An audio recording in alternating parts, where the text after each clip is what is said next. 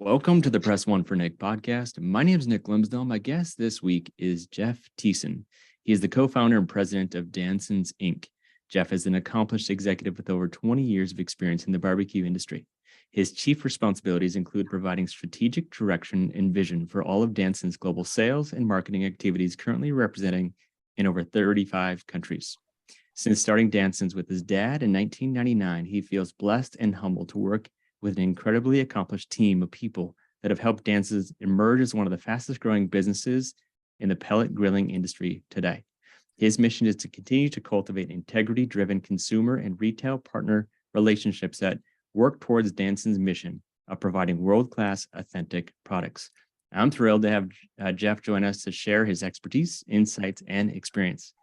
Jeff, welcome to the Press One for Nick podcast. Thanks for having me, Nick. I appreciate it. You bet. So one question I ask every single guest at the very beginning is, what's one thing people might not know about you?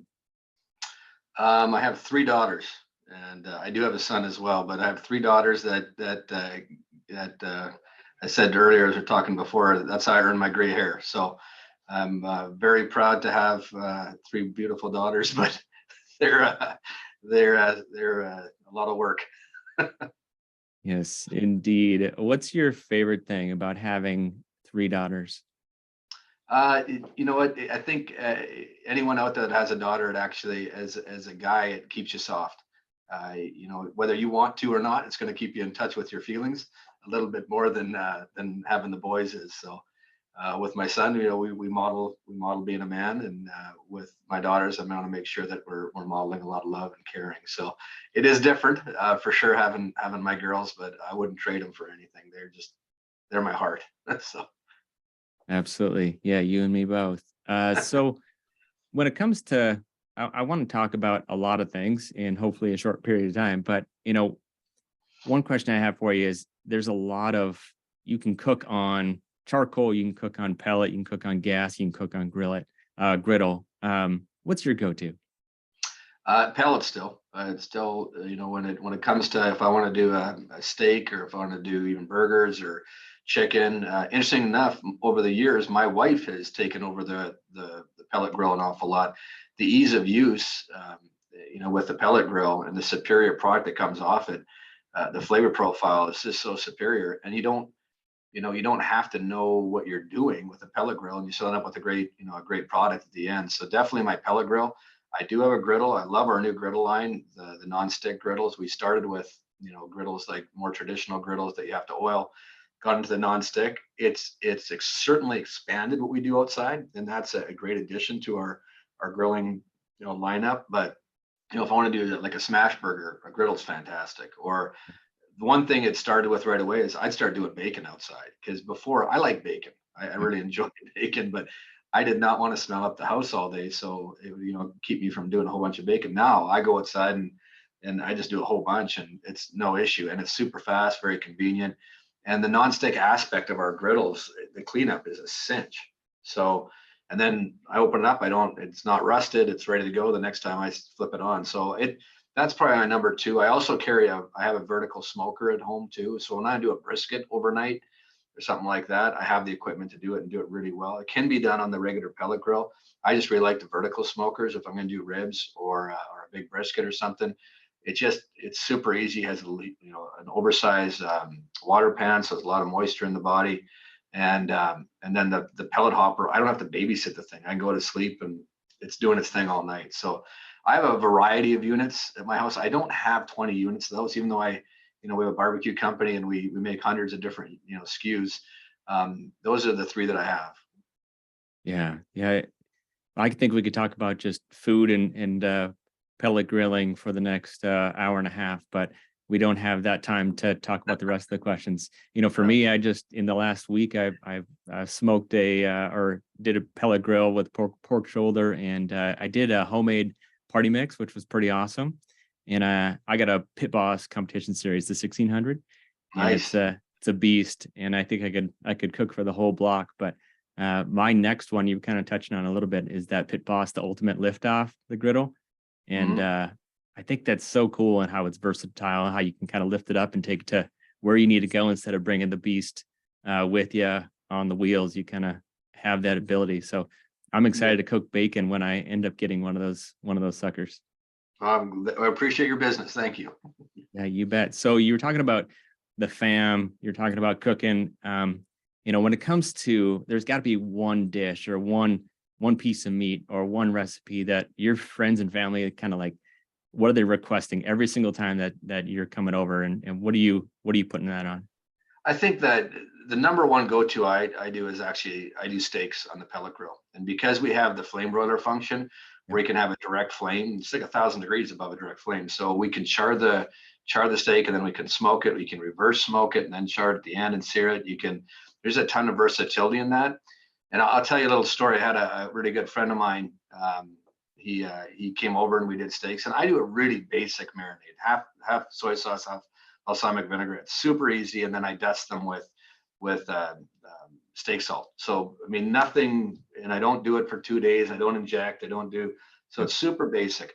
So they come over, is him and his family, and we do steaks, and we've done that more than once, and I know it always turns out great. And the problem with having a pellet grill is I actually become a lot more critical when I go into a steakhouse, because I'm like, I can do it better at home.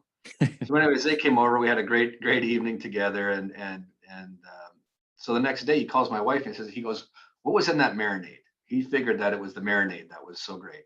So my wife told him, and my wife told me, hey, your friend called and asked about that, and I said, yeah. I said, he thinks it's the marinade. Well, he has a gas grill. And so anyways, maybe a week or so goes by, and I see him at church, and he comes walking up, and I said, how'd that marinade work out? and he goes, how much for a pellet grill? So he was tired of hearing about from his kids how Uncle Jeff could make steaks so much better than he could make. And he's been a pellet head ever since. So it makes a huge difference. And steaks and a piece of meat like that is expensive. It's an investment when you actually go and buy steaks, and it's not like buying ground beef. So it's when they come out, and it's better than restaurant quality. That's very satisfying. And I'm no grill expert. I mean, I love the business. I really enjoy cooking as an average guy, but I'm not the guy that spends weekends at barbecue competitions. I don't have that skill set. So that's what I love about our product. It can make any average guy look like he's an expert griller, and or a gal for that matter. Like I was saying earlier, my wife is really, very often I come home and she's grilled, and that's a lot different than before. So she's not intimidated at all. There's not an explosion factor. The kids can go out and start to grill and don't have to worry about it. So yeah, it was actually about 3 months ago. My wife said, because I've had the grill or the competition series for about, I don't know, probably 8 months now, and she looks outside and she's like, one of these days you're gonna have to show me how to do that. And I was like, see a little button right there? Just plug it in and push that little button, and then work it through your app. And she's like, you mean that entire time this is all you've been doing? You just kind of set it and forget it? Is this the easy bake oven? And I was like, you might have given away too much, Nick. and it turns out amazing. So that you gotta lift up what you're doing a little bit, and but most of the work is done by the pellet grill. Yeah. So you have that friend who came over and thought it was the marinade, and it wasn't. So somebody who's switching from a gas to a charcoal grill or potentially is interested in that pellet grill but hasn't made that switch yet, what advice would you have for them? I mean, the flavor profile, and we sell some charcoal grills. So charcoal has a little bit of a distinct flavor profile. And the challenge with charcoal, though, is you do have to manage how you use the heat so much more. So, the learning curve on a pellet grill is virtually nothing. Whereas with a charcoal grill or an offset, stick smoker or something like that, you have to know what you're doing an awful lot more with the product. So if you want to have, superior results right away, go to a pellet grill. I mean, there's no learning curve on when it comes to a pellet grill. It's very, very simple. If you usually cook it, if you want to sear a steak at 500 degrees, well, you sear a steak at 500 degrees. Your heat source is just different, but you have a heat source that is actually providing extra flavor as well. So I wouldn't say guys shouldn't try charcoal. I think it's good. I think that once they're, tired of, being dirty and cleaning up all the time, go to a pellet grill. I mean, and if you want to just hopscotch that, I think it's even better if you just go ahead and go right to the pellet grill. But like I said, we sell all of them, and our focus really is, yes, we're known for pellet, but whatever products that we provide is to provide a superior value proposition. Bigger, hotter, heavier for less money is really our mantra around here. Quality and authenticity in providing an authentic, solution to grilling. Those are the things that we're built on here. So I'm not saying don't go do charcoal, but at the same time, if you want the easy factor, you want to press the easy button, do pellet. So Yeah, it's so interesting because I have about a week ago, I had a gas grill, I had a Weber charcoal, and then I had, of course, the one that the Pit Boss. And so in the one difficulty that I kept coming across with, as the more kids I have, the less time I have. And it took me a long time to get those charcoal grills up and running to get that meat to where I want it in the time that I needed it. And so with a gas grill, you can kind of get it done real quick. If you want to kind of low and slow, or if you want to kind of put that steak on real high and fast, you can do that at the same time and get up to speed really quick. And honestly, that was one of the big selling points for me. This isn't just a commercial for you guys, but it was me kind of doing a lot of research about the pellet grills. It was, what is the quality of it? What are the features and functionality? What does the display look like on the front of the screen? What does the app look like? You guys just recently got a new app, and I kind of saw and switched it over here in the last month and a half or so.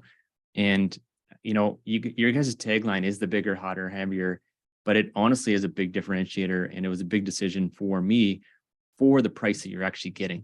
There's the ones that maybe, I think a Louisiana has a little bit, is more of a premium when it comes to that pellet.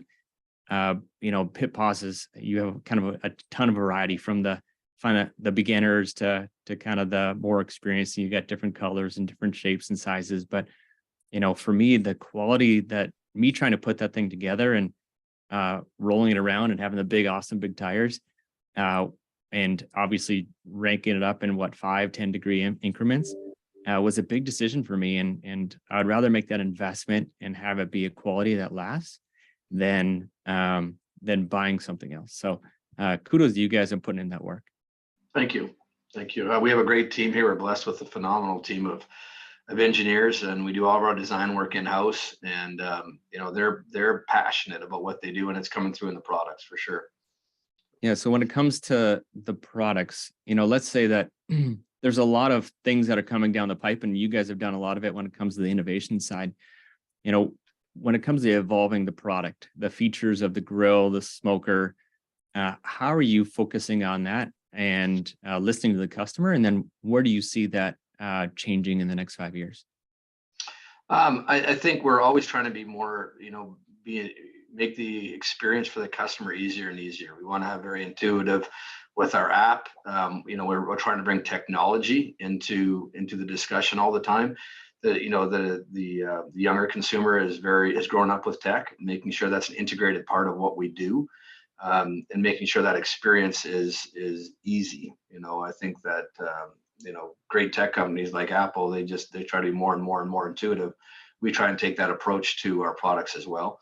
I think that the areas that we've addressed, obviously, besides connectivity, is also around temperature control and retention, efficiency in pellet, ease of cleanup. We have some units now you can access your burn pot from exterior. And then the one part of that is really, critical is, maintaining that indirect and direct flame technology, where some of our competitors haven't addressed that. It just adds the versatility and the consumer experience. So I think you're going to see us push more on the tech side. You'll see us, we just launched our first battery powered portable pellet grill at Lowe's recently. That has gotten a ton of attention. Very excited about that product line. So additional tech around that, really trying to snip the cord. So it makes it a lot easier for people to take that pellet grill anywhere now. Some of them are big and heavy, but you want it in different positions. So, exploring that tech side more and more, but making sure ultimately that it performs each and every time. We want to have a quality product that's built to last. And we don't want to give up on that. Key pillar for us is having that, when we talk at bigger, heavier, hotter, we build them heavier deliberately than our competitors. We have a higher cooking temperature than a lot of our competitors. And that's really important, because that customer experience has to be superior with the Pit Boss product. often scratching their head is, how do I buy this for less money than some of the competitors when, it doesn't make sense to me. Well, for us, our marketing budget is our consumer. We put that back into the consumer in order to make sure the consumer is the person marketing to their neighbors because they've had a superior experience with our product, as opposed to building a brand that it just needs to be an aspirational brand. We just rather authentically produce a superior product than our competitors in order to get that support and that advertising.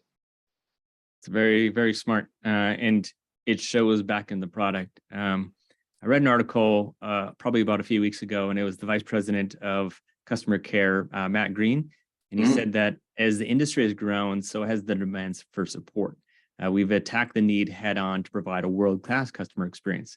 So my question is, how does Danson's prioritize and intentionally focus on providing that world-class customer experience? Yeah, I'm glad you mentioned Matt. Matt is a key part of our team.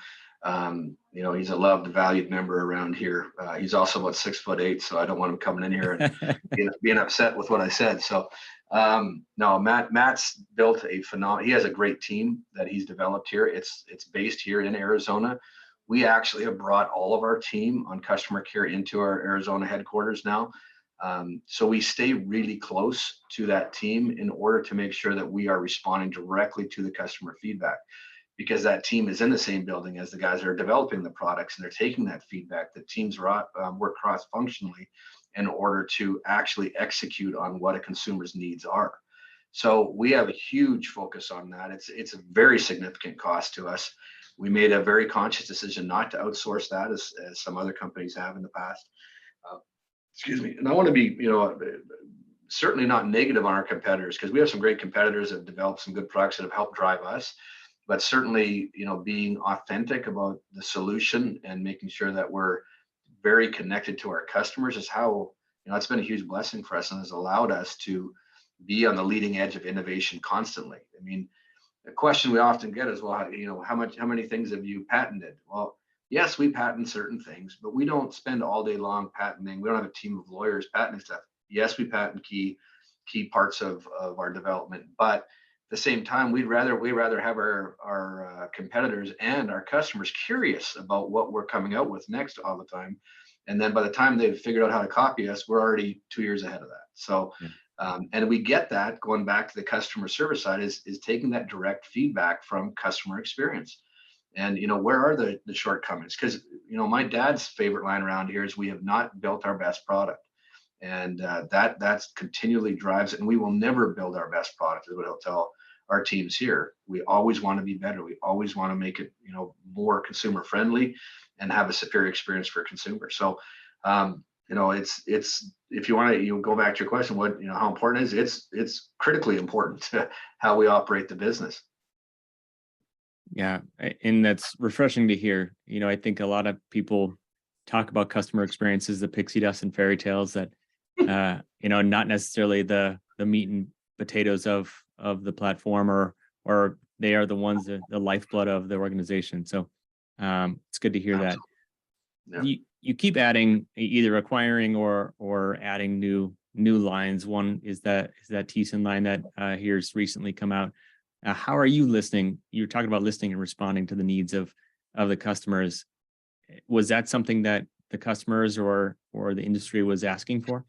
Yeah. So, for us, what we look at is we move away from the end consumer for a second and look at what our customer base is and how we're dealing with, a lot of the major retailers in the US. What other areas can we bring our expertise to bear in outside cooking? And that's where the Thiessen brand came in. We wanted to get into camp stoves. Now, you'll probably see us, for some retailers, brand it into Pit Boss if they want. We're very attentive to how they want to present it. It was just a kind of fun thing to, give homage to the family name. But, it was just an extension of, well, we know they're already selling camp stoves.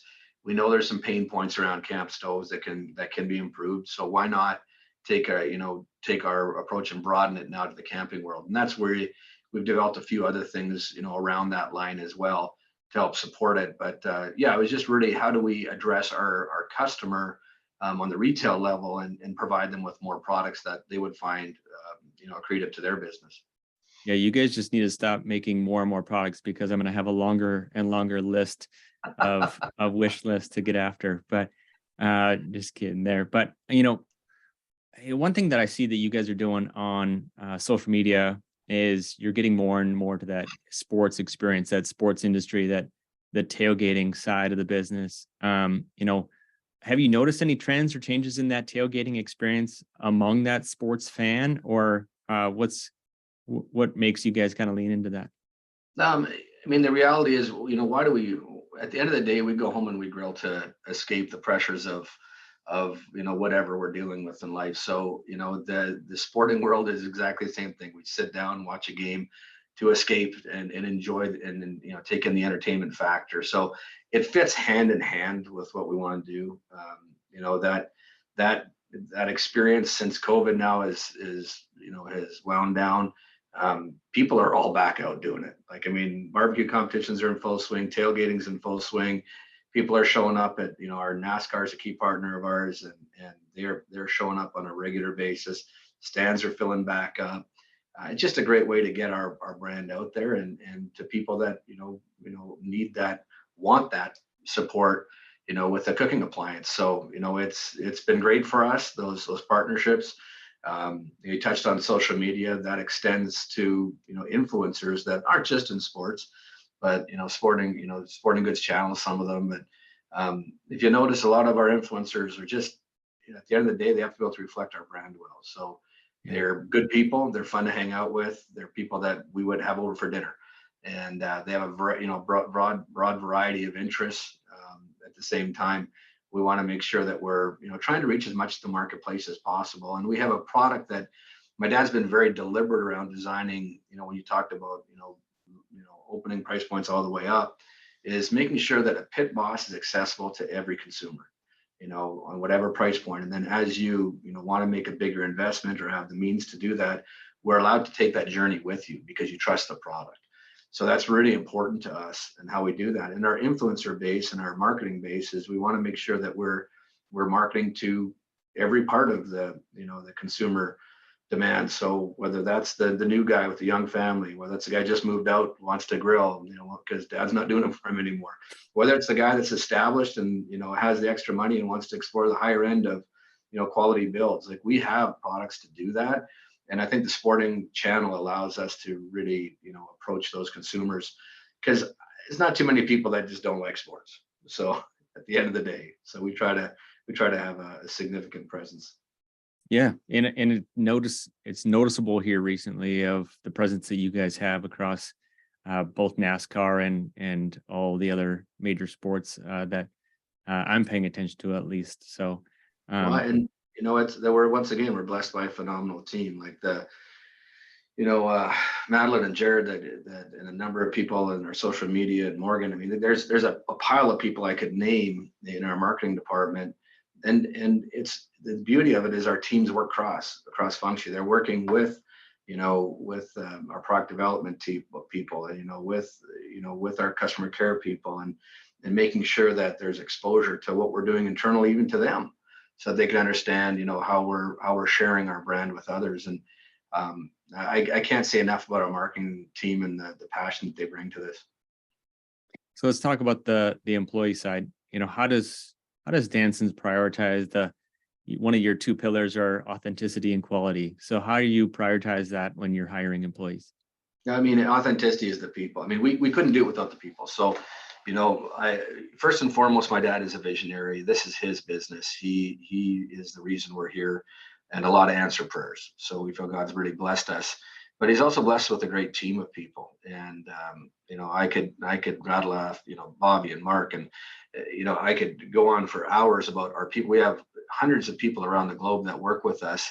I tell you that, and it really comes down to the quality of the person. So when we're bringing people in, we want to very clearly share what our culture is. We do care about people. We want to make sure, and this is my dad. He said that we want to make Dansons the best place anyone's ever worked. And are we 100% successful? No, because people have different goals and aspirations and needs. But at the same time, while they're here, we want to know that they need to know that they're cared for and they're valued.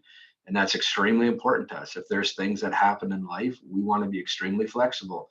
it's not just about a job. It's what we do, a lot of us, for a good chunk of each of our days. But at the same time, if you enjoy going to where you're doing that work, that's our responsibility to provide an atmosphere that they feel cared for and loved. And that doesn't matter what their background is or what their experience or what their, anything. To us, we just want to make this the best place they've ever worked. And that really, it flows from the very top, from my dad all the way down through our teams. Our key people, they share that caring for people, and we want them to make sure that when life gets messy, that's just, we're here to help you and support you.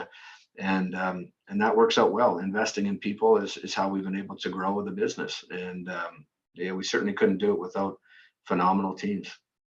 Well, and as you know, the employee is a direct reflection of that experience, and they reflect back on that to that customer. And so the higher quality people that you're hiring and training and retaining, the higher probability that it's going to become a great customer experience. Yeah, well, you talked about Matt Green earlier. When you want to pick me up, you want to go down to customer care, because it is the most upbeat place in the whole business. And I probably get other VPs are like, oh, come on, what about my department? We have great departments all over. They're all very great places. But you go down there, he has such an atmosphere where it's upbeat, and there's music, and there's a genuine caring for the employee and for how they're taking care of the customer, because that customer is an extension of us. And so we want to make sure if they have a negative experience that they have to call in for, that we can turn that into a positive experience. They can now feel connected to our company and how we truly care about their experience, and make sure that turns into a positive experience. Yeah.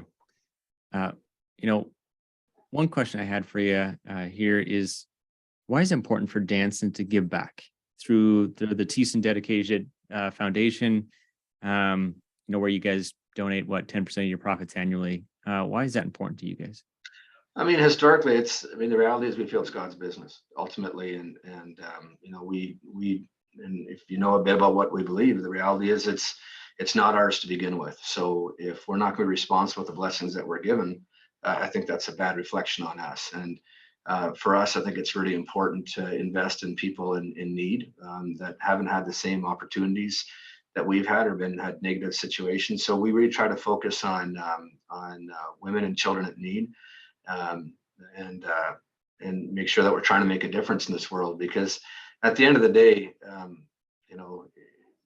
all of this doesn't mean that we have a view that, yes, we need to work, yes, we need to feed our families and all those things, but at the same time, we need to care for others and love on others. And we just, as a family, have felt very called to do that. And that really, once again, comes from my dad. My dad is the guy, the genesis of that foundation. My sister actually runs the foundation for us.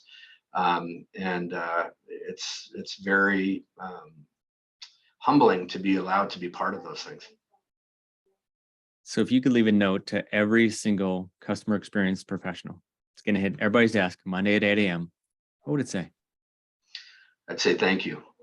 That's what I would say. Like, you have the toughest job in the place. Thank you for being here, and thank you for reflecting us well. Like, we want to make sure that we are supporting the people that really, honestly, customer care has the toughest job in the place. Now, Matt Green, I'm gonna brag on Matt again, because I love Matty. But the reality is, when he came, we used to call it customer service. Matt came, he goes, "Ron," in his interview, he said, "No, it's customer care."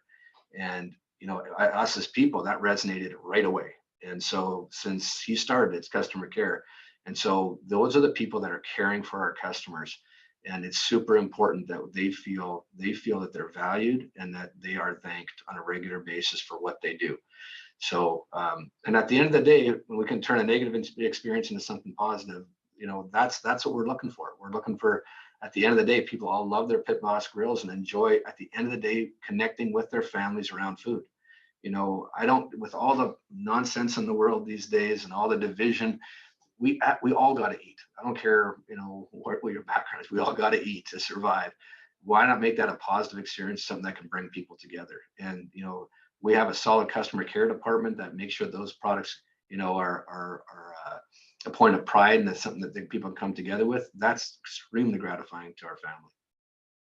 What would you say? Our family, you'll find if you came to visit us here, we're very close with our teams. They are an extension of us, and they do a wonderful job. I'm very thankful for them. Very cool. If you could leave a note to all of Pit Boss Nation, what would you say? Thank you. I mean, it would be the same thing. Thank you for trusting us. You're taking your hard-earned money, and you're taking, you're investing in a brand that, we have to invest back in you. So thank you for taking, that making that decision to trust Pit Boss in your homes. Your homes are a precious place, a place that you want to have for safety, that a place that you can enjoy building memories with your families. And thank you for letting us be part of that, because for us, it's very exciting to know that we're in a lot of people's homes and helping them build positive memories and feeding them great food. Yeah, I think we could have this conversation over customer experience and grilling and pellet grills for the next 24 days. But it's been a blast. I appreciate your time. Looking forward to continuing to follow and be part of that Pit Boss Nation. And what's the best way for my listeners to get a hold of you guys? Yeah, I mean, we're on all the social media channels. Just like, follow, subscribe to our social media channels is probably the easiest way. Obviously, we're on the internet. Just Google Pit Boss. Pitboss-grills.com is our main website. But yeah, we're constantly adding new content and just join the Pit Boss Nation. Awesome. Thanks so much for your time, Jeff. Thanks for having me, Nick. I appreciate it. God bless.